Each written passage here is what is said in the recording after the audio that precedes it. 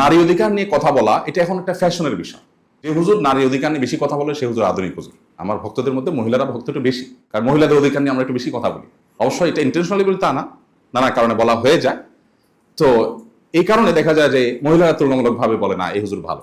তো মহিলাদের অধিকার নিয়ে কথা বলাটা এটা 2025-এর পৃথিবীতে এটা ফ্যাশনের বিষয়।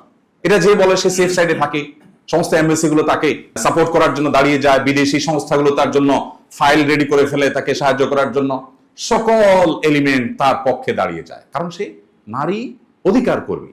মুহাম্মদ সাল্লাল্লাহু আলাইহি ওয়াসাল্লাম যখন নারী অধিকার নিয়ে কাজ করেছেন তখন নারী হিসাবে জন্মগ্রহণ করাটা পৃথিবীতে অপরাধ ছিল। অন্য কারোর কথা তো পরের কথা, কোরআন বলছে, আল্লাহ তাআলা ইরশাদ করছেন, ওয়াইদা বুশিরা আহাদুহুম বিল উনসা যাল্লা ওয়াজহুহু মুসওয়াদ্দান ওয়া হুয়া কাযীম। তাদের কাউকে যখন তোমার কন্যা সন্তান হয়েছে সংবাদ দেওয়া হতো তখন তার মুখ কালো হয়ে যেত, ইয়াতাওয়ারা মিনাল কওম, এবং সে মুখ লুকালুকি করত, মানুষের সামনে যেত না কিছুদিন যে কন্যা সন্তান হয়েছে। আল্লাহ তাআলা কোরআনে কারীমে বলেছেন, ওয়াইদাল মাউউদাতু সুইলাত বিআইয়ি যামবিন কুতিলাত। স্মরণ করো সেই দিনের কথা যেদিন মক্কার সে পাষণ্ড মানুষেরা নিজের কন্যা সন্তানকে ভুলিয়ে ভালিয়ে আদর করার কথা বলে মরুভূমিতে নিয়ে আগে থেকে পুঁতে রাখা, আগে থেকে গর্ত করে রাখা গর্তে তাকে ফেলে দিয়ে জীবন্ত মেয়েকে চাপা দিয়ে দিতে সে কন্যা দাঁড়িয়ে জিজ্ঞেস করবে আল্লাহর দরবারে, কোন অপরাধ আমাকে হত্যা করেছিলে বাবা, আজ তোমার বিচার হবে, তুমি জবাব দাও।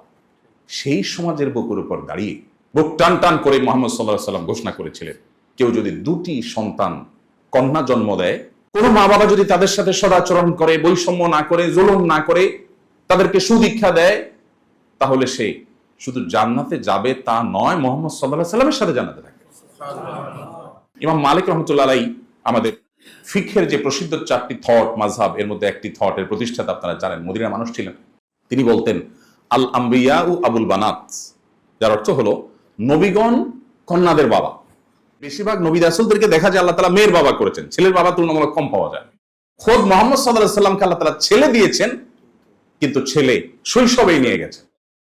4টি সন্তান তার বড় হয়েছে, বেড়েছে, স্বাভাবিক জীবন পেয়েছে, তাদের 4 জনই কন্যা। এটা কিন্তু সাধারণ বা কাকতালীয় কোনো বিষয় নয়।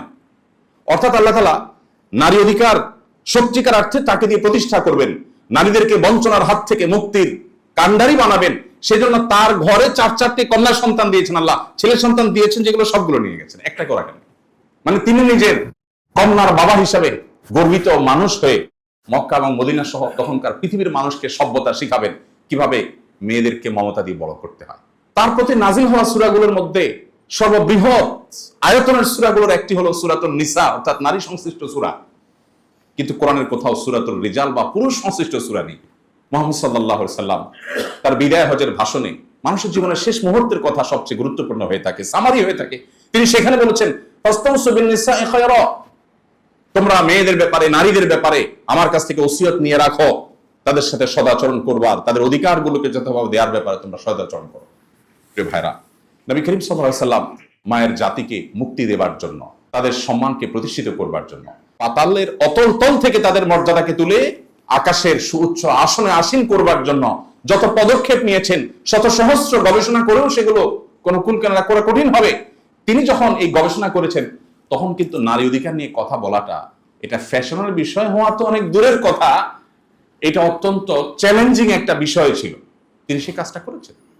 আজকে আমরা নারী অধিকারের কথা বলি, 1500 বছর আগের পৃথিবীতে নারী হিসেবে জন্ম নেওয়াটা যখন অপরাধ ছিল, তখন নারীকে মুক্তি দিয়ে কোথায় নিয়ে গেছেন, কোথা থেকে মুহাম্মদ সাল্লাল্লাহু আলাইহি ওয়াসাল্লাম, সেটি আমরা বেশিরভাগ মানুষই কিন্তু ইগনোর করি বা আমাদের আলোচনা সেটা উঠে আসে না।